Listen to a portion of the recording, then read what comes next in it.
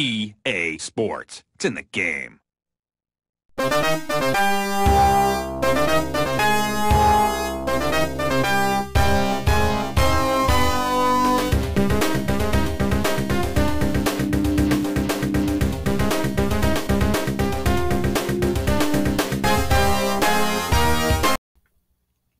Bienvenue à Madden MFL ou MFL.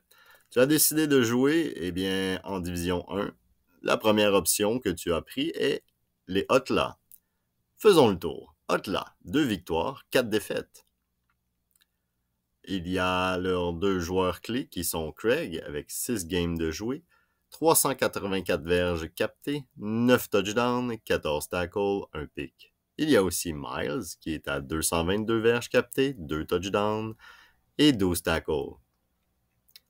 Il y a 3 joueurs dans l'équipe qui ont joué 5 matchs sur 6 et leur corps arrière, Steve, a 4 games de jouer. Comme Steve est un MVP all-time, c'est difficile de le remplacer. L'équipe totale est 3e en passe au niveau des verges, 3e à égalité pour les passes de toucher et 4e en défensive. Ils sont non classés au sol. Ils devraient avoir un meilleur résultat jusqu'à présent, mais comme il manque des joueurs, ils sont là. On peut dire que la présence influence sur le résultat. Vis-à-vis des attentes du début de saison, la note globale attribuée serait de 70%, même si chaque joueur séparément sont en moyenne à 80%.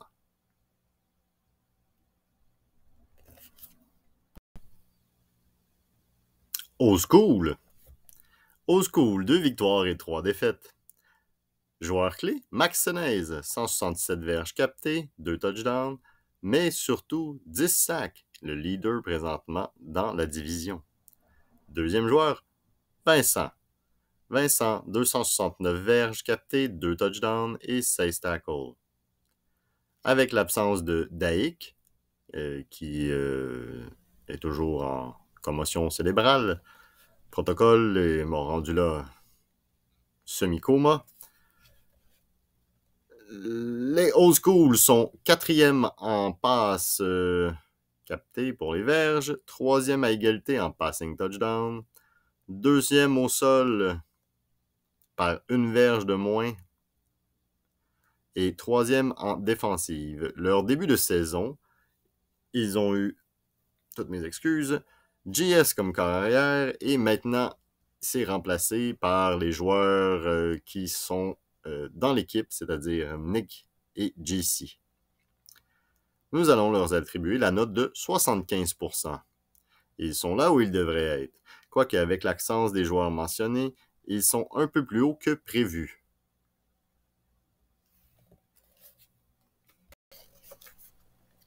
Iron Wolf, avec 4 victoires et 2 défaites. Dylan qui a 6 games, qui est un QB en remplacement de John, qui s'est fracturé l'ego et à cause de ça, il continue à utiliser son épaule et son épaule est encore plus maganée qu'elle était. Et Dylan est aussi capitaine défensif. Sinon, à 5 matchs sur 6, on a David Saint-Jean, qui est à 134 verges captées, un touchdown, 28 tackles et 1 pick. Et un gros props à Charles-Olivier Vachon, qui est à 349 verges, 11 touchdowns, 13 tackles et 1 interception. Le restant des joueurs, ils ne sont pas très présents. Ils sont 2e pour le nombre de verges par la passe, 2e pour les touchdowns par la passe, ils sont 3e au sol et sont 2e à la défensive. Vu les stats individuels de chaque personne, on va dire que Dylan est un excellent coach capitaine en remplacement de John. Et on va leur donner la note de 83%. Donc, jusqu'à présent, Iron Wolf a su remonter quand c'était le temps de remonter et ont gagné les matchs que le calendrier a bien voulu leur donner au niveau des absences. Voilà, c'est dit comme ça. KOLB.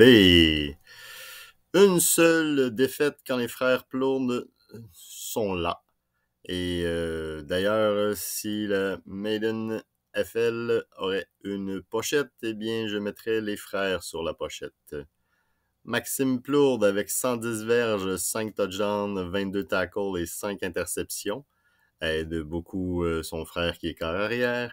Et aussi Jérémy Riendo de Mers, 351 verges, 7 touchdowns, 16 tackles, 1 pick. Faudrait pas passer sous silence Alexandre Vallière, qui a remplacé au poste de QB, mais qui a quand même les stats plus que décentes. Donc, si ces matchs-là, il avait joué comme receveur, il serait sûrement mieux placé. Eh bien, ils sont premiers en passe, premiers en touchdown pass, premiers au sol et premiers en défensive. L'équipe la plus complète et la plus présente. Ils sont à 92%. Et voilà. Faites votre choix.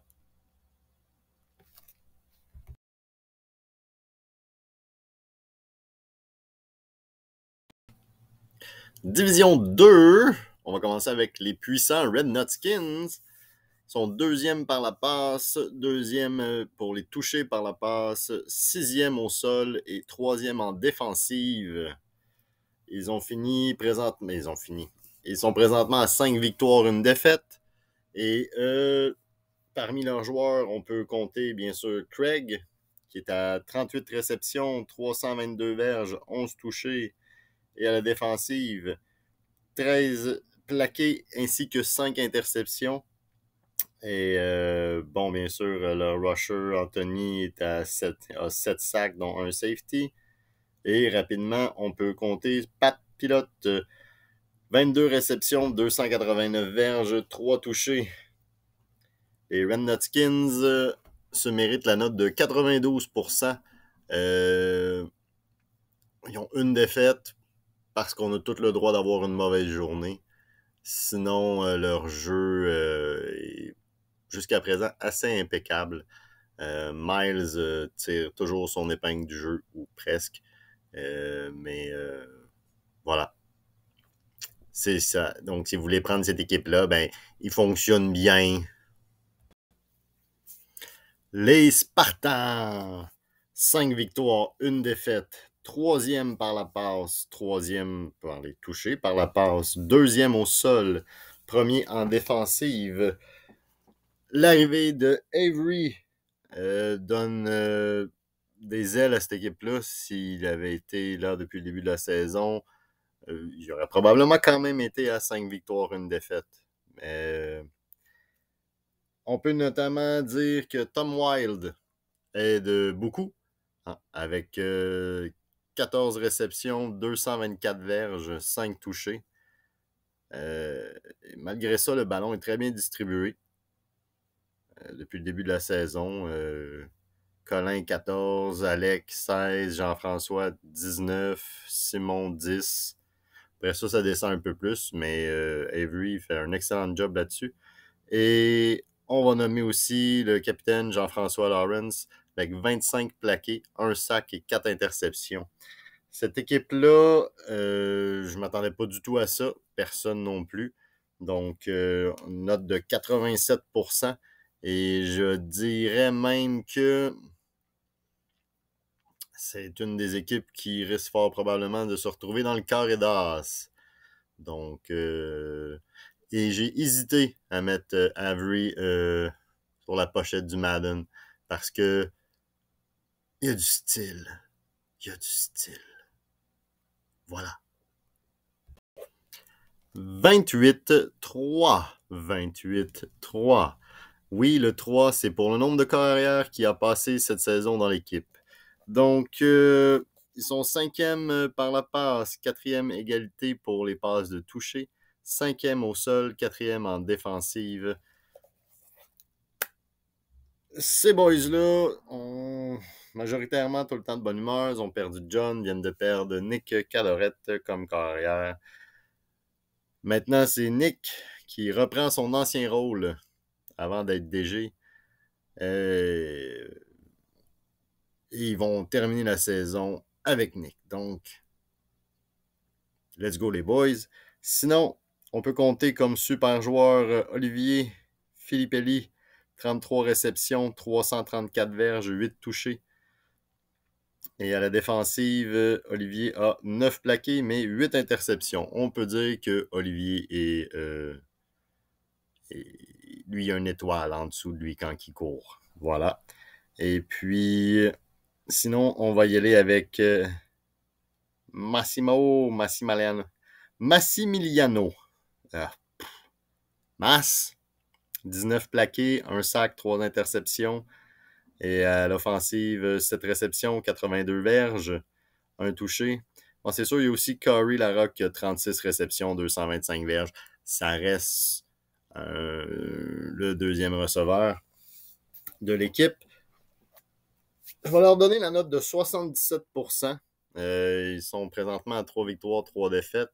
Et malheureusement, je pense que la fin de saison va être plus difficile que le début. Ils viennent de glisser dans la deuxième catégorie.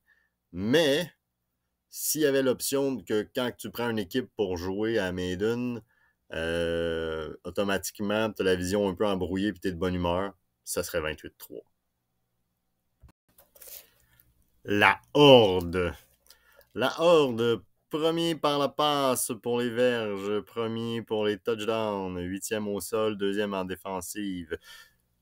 C'est certain qu'avec la petite volée qu'ils ont donnée en début de saison à une autre équipe, ça va être dans les stats. 3 victoires, 3 défaites. Avec des joueurs tels que David Saint-Jean, comme d'habitude, 27 réceptions, 334 verges, 6 touchés. Et à la défensive, j'ai-tu dit Mathieu Saint-Jean? David Saint-Jean. C'est une longue semaine, je suis désolé. On va attribuer ça à un bug dans la description du jeu. Et à la défensive, plutôt tranquille, 12 plaqués, 1 sac parce que ça il tentait d'essayer, 5 interceptions. Sinon, j'irai avec Mathieu Kaneki, deuxième joueur superstar, 25 réceptions, 304 verges, 8 touchés. Et à la défensive, 20 plaqués, 3 interceptions. On va leur attribuer la note de 85%. 3 victoires, 3 défaites. Là-dessus, une fois, ils n'avaient pas leur carrière. 2 autres fois, c'était des matchs relativement serrés. Ils vont finir, je crois, dans le carré d'as. Et voilà. Ça reste mystérieux. Mais juste pour leurs 2 speedsters, ouais, j'irai avec eux autres. Les Unpredictable. 3 victoires, 3 défaites aussi. 4e par la passe. 5e pour les touchés par la passe. 3e au sol et 7e en défensive. C'est là que ça fait mal. C'est 7e en défensive. Parmi leurs joueurs de qualité, on peut compter Moose Spillman avec 18 réceptions, 228 verges en seulement 2 matchs et 3 touchés. Après ça, c'est stats à la défensive sur ces 2 gros matchs qu'il a joués. Il a eu 3 plaqués, 2 interceptions. Et voilà, sois présent. Et sinon, le Rock, la personne la plus fiable de l'équipe, avec 6 matchs de jouer sur 6, Barbara, 20 réceptions, 91 verges. Et à la défensive, on parle de 3 plaqués. Bon, bien sûr, il y a d'autres joueurs aussi. Robert White qui est là pour la profondeur. Et Unpredictable, je vais leur donner une note de 81% parce que... ou de 63%. Ça dépend. C'est pour ça, c'est Unpredictable. Et c'est très... on ne sait jamais qui va être là. Mais pour l'instant, ils ont quand même le résultat de 3 victoires, 3 défaites. Donc, c'est le genre d'équipe que si tu l'as choisi, ça se peut que les joueurs dans ton roster disparaissent, puis que là, ben, tu joues avec un autre joueur random. Il y a tout le temps à peu près une équipe comme ça par saison. Ça va sûrement se replacer. Les Boucaniers. Boucaniers qui ont eu un début de saison de feu et qu'après ça, ben, ça s'essouffle, mais ça l'aide jamais quand ton carrière se blesse. Donc, 2 victoires, 4 défaites présentement. 7e par la passe pour les verges, 4e égal pour les passes de toucher. Premier au sol, 5e en défensive. On peut compter sur les joueurs Benjamin Bolduc qui a eu 20 réceptions, 231 verges, 6 touchés. Et à la défensive, un peu plus tranquille, 5 plaqués, 1 sac, 1 interception. Versus Gabriel qui a 7 plaqués, 2 sacs, 5 interceptions et 17 réceptions pour 181 verges et 2 touchés. Donc, on va leur donner la note de 74%. Ils sont partis, on avait des attentes moyennes avant, quand même bien. Je pense que je les avais classés pour être quatrième ou troisième, quelque chose comme ça. Et puis, après les 2 premiers matchs, on est comme, OK, ça risque d'être entre eux, Red Noskins, la Horde. Et là, présentement, ils ont beaucoup descendu. Donc, leurs 4 derniers matchs vont être un peu plus importants, je dirais. 4 derniers matchs. 4 derniers matchs, voilà. Et oui, ils sont tous à 6.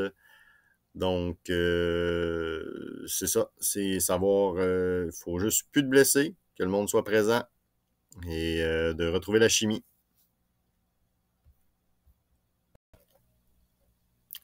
Les Jackrabbits, ou comme mon fils les appelle, les lapins fâchés.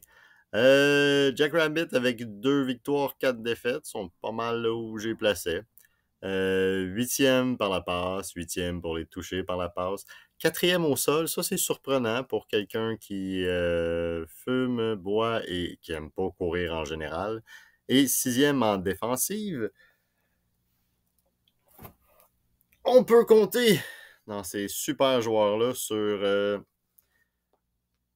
je vais dire, César et Goldrick, parce que c'est les deux qui ont le plus de matchs. Donc, Goldrick a 6 matchs, 19 réceptions, 130 verges, un touché. César, 5 matchs, 21 réceptions, 138 verges, 2 touchés. À la défensive, Goldrick lead avec 16 tackles et 1 sac et 1 interception. Voilà. Sinon, bon, ben, Nick et JC, ils sont là, ils participent bien, là. 3 interceptions, 4 interceptions, 2 matchs de moins que les autres, mais ils ont 133 verges, 129 verges. Participe, participe, on va le dire comme ça. Là. Je vais leur attribuer la note de 69%. Puis, je dirais, là, ils sont sur une lancée de 2 victoires. Fait que, tout ce qui monte redescend. On lâche pas. Les Perchaudes. Alors, Perchaude, premièrement, je vais vous donner une note de présence de 100%. Vous êtes toujours 28 sur le sideline et ça, c'est bon signe. Ça veut dire que vous allez aller loin. Sinon, 1 victoire, 5 défaites. 6e par la passe. 7e pour les toucher. 7e au sol et 8e pour la défensive. C'est les défensives qui gagnent les championnats. Un petit rappel comme ça. Ces gars-là, cette banc de Perchaude-là, wow. On peut rapidement voir qui est à l'offensive, qui est à la défensive. Donc, offensive, je vais faire ça différent pour eux. Maxime Leblanc, 15 réceptions, 205 verges, 3 touchés. Et un autre props à Philippe Kennel, 27 réceptions. C'est beaucoup de réceptions. 118 verges. C'est probablement le centre, mais c'est juste un guess. Et du côté de la défensive, on va y aller avec Joey Lalonde, 28 tackles, 1 interception. Et François-Olivier Fortin, que je vais dire 8 tackles, 1 sac, 2 interceptions.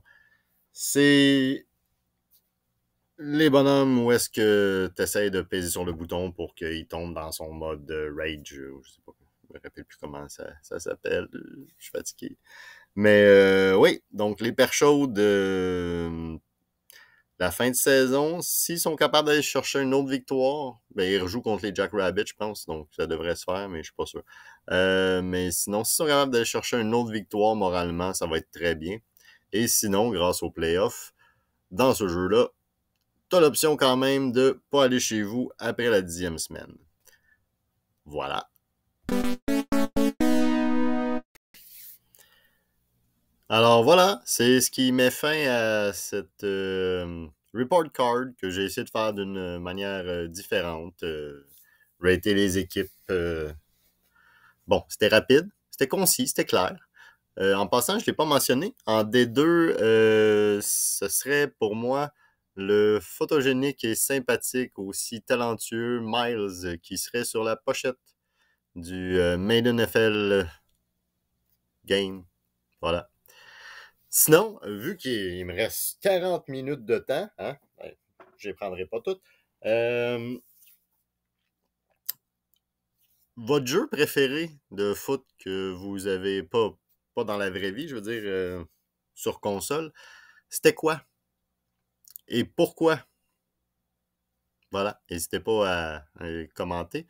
Pour moi, c'était NFL Street 2. Oui, le 2, très important. J'aimais bien le concept de quand tu gagnes, tu peux repêcher un joueur, mais puis en même temps, tu t'en débarrasses d'un. Mais là, si tu perds, ça veut dire que tu perds un joueur. Honnêtement, Brossard, on n'est pas très grand. Euh, Puis l'automne, des fois, c'est même plus petit. Je sais pas si on serait game, si tous les capitaines se réunissent ensemble, parce que je le sais, le principal, c'est de jouer avec ses amis, sa famille, tout ça. Mais ça pourrait être drôle. Juste essayer. C'est ça. Sinon, oui, j'ai passé beaucoup trop d'heures sur NFL Street 2. Tu sais, comme tu pouvais remplir la gauche, puis après ça, tu pouvais la re-remplir, puis là, c'était un touchdown assuré quand tu pèses sur le bouton du Blitz, je pense. Il y avait aussi NFL Blitz au Nintendo 64 qui était... là, peut-être que je parle à des gens qui n'ont pas mon âge et qui se demandent c'était quoi le Nintendo 64. Les autres, merci de me suivre. Sur ce, ben, je vous souhaite une bonne semaine. On se voit dimanche. Blessez-vous pas. Fâchez-vous pas. C'est un jeu. On est là pour avoir du fun et pour tous retourner avec nos familles, nos amis et nos emplois en pleine forme. Peace!